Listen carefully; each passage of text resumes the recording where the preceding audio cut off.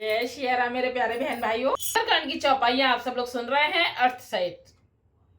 श्री गणेशाय नमः। चले अपनी चौपाइयों की तरफ। देवी साल पर मेहरू आई, मंदिर ते मंदिर चढ़ाई। जरई नगर भालोग बिहाला, झपट लपट बहु कोटि कराला। अर्थ सुनिए इसका। देह बड़ी विशाल है परंतु बहुत ही हल्की यानी कि फुर्तीली है। शरीर तो बहुत बड़ा है पर लेकिन उनका अंदर से बहुत फुर्तीले हैं और हल्का शरीर है। ये नहीं कि बड़ा शरीर है तो वजन है, नहीं, भारी नहीं है। वे दौड़कर एक महल से दूसरे महल पर चढ़ जाते हैं। कौन? हनुमान जी। नगर जल रहा है क्योंकि आग लगा दी पूंछ से, तो नगर क्या करा? जल रहा है। लोग बेहाल हो रहे हैं। जब भाई नगर जलेगा तो लोग तो बेहाल होंगे ही। आग की करोड़ों भयंकर लपटें झपट रही हैं। जब लपटें उठेंगी तो एकदम तो झपटेंगी ना, एक दूर एकदम ऐसे लगता है ना कि बस दूर भागो आग से। चौपाई। सुनिए पुकारा, हे अब सर को हमें उबारा। हम जो कहा ये कप नहीं होई, बानर रूप धरे सुर कोई। अर्थ, हाय बप्पा, हाय मैया। सब लोग चीख पुकार कर रहे हैं, हाय बप्पा, हाय मैया। इस अवसर पर हमें कौन बचावेगा? अब जब भाई आग लग रही है पूरे नगर में तो सब लोग चिल्लाएंगे कि कौन बचाएगा हमें। चारों ओर यही पुकार सुनाई पड़ रही है। हमने तो पहले ही कहा था कि यह बानर नहीं है। सब लोग आपस में कह रहे हैं कि ये बानर नहीं है, बानर रूप धरे कोई देवता है। आपस में सब लोग कह रहे हैं। साधु अवज्ञा कर फलु ऐसा, जरई नगर अनाथ कर जैसा।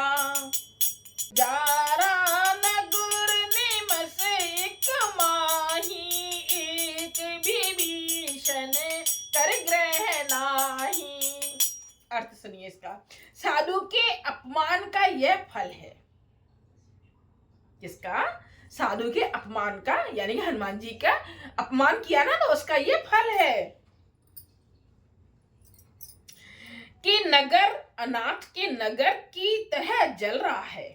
हनुमान जी ने एक ही क्षण में सारा नगर जला डाला और एक भी विभीषण का घर नहीं जलाया, क्योंकि उन्होंने तो उनका आदर किया था और भगवान जी के, श्री रामचंद्र जी के भक्त हैं वो, इसलिए उनका घर नहीं जला। और जिन्होंने अनादर किया था उन सबका घर जल गए। ताकेरी दूतिया नल जई सिर जा, जरा न सोते ही कारण गिर जा। उलट पलट लंका सब जारी, कूद परा पुण्य सिंधु मजारी। शिव जी कहते हैं, हे पार्वती, जिन्होंने अग्नि को बनाया, हनुमान जी उन्हीं के दूत हैं। शिव जी बोल रहे हैं पार्वती मां से। इसी कारण वे अग्नि से नहीं जले। हनुमान जी ने उलट पलट कर एक ओर से दूसरी ओर तक सारी लंका जला दी, फिर वे समुद्र में कूद पड़े। दोहा। ऊंचे बोझाई खोई श्रम, धरे लघु रूप भवोर। जनक सुता के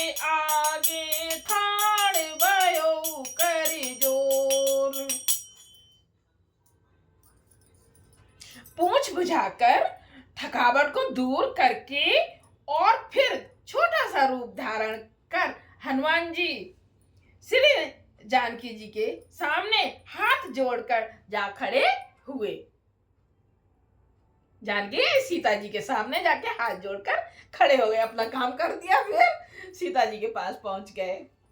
ये हुआ हमारा 26वां भाग। लाइक कीजिए, कमेंट्स कीजिए और सब्सक्राइब कीजिए। आप सबको मैं ऐसे ही अर्थ सहित सुंदरकांड सुनाती रहूंगी। ये हो जाएगा, फिर रिपीट करूंगी, फिर दो दोहे की चौपाइयां आप सबको सुनाऊंगी। जय सिया राम।